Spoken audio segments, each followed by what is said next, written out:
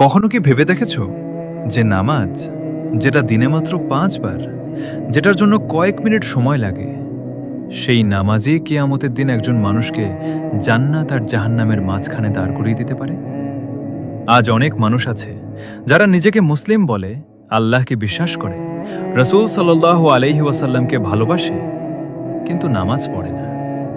কেউ অলসতার কারণে, কেউ ব্যস্ততার কারণে, আবার কেউ ভাবে এখন না, পরে শুরু করব।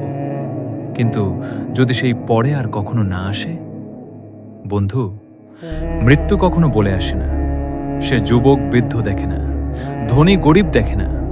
যখন সময় আসে তখনই আসে, আর তখন কেউ আর একটি সিজদা করার সুযোগও পায় না।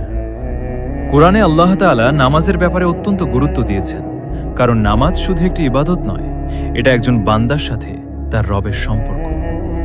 যখন একজন মানুষ নামাজ পড়ে, সে আল্লাহর সামনে দাঁড়ায়, তার কষ্টের কথা বলে, ক্ষমা চায়, তার রবের সাথে কথা বলে। কিন্তু যখন একজন মানুষ নামাজ ছেড়ে দেয়, তখন সে ধীরে ধীরে আল্লাহ থেকে দূরে সরে যেতে থাকে।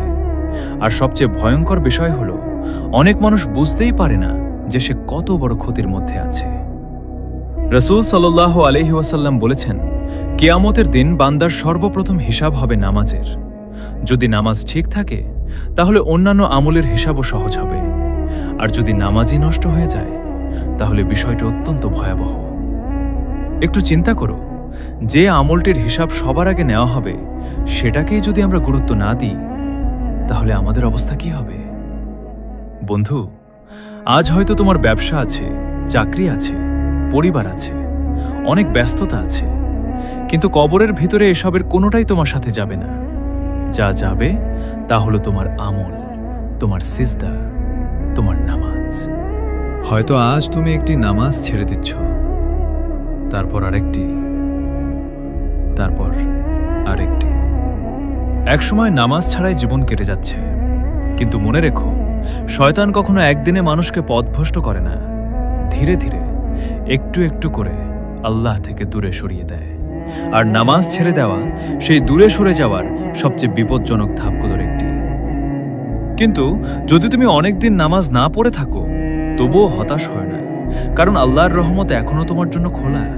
তুমি আজই ফিরে আসতে পারো, আজই ওযু করতে পারো, আজই প্রথম সিজদায় মাথা রাখতে পারো।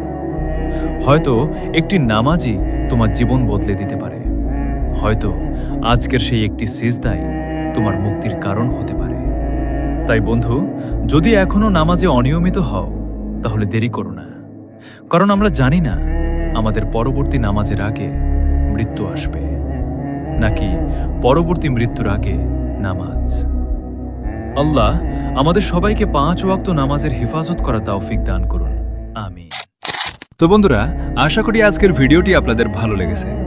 ভিডিওটি থেকে যদি সামান্য হলেও উপকৃত হয়ে থাকেন, তাহলে অবশ্যই একটি লাইক দিয়ে আপনার মতামত কমেন্টে জানাতে ভুলবেন না।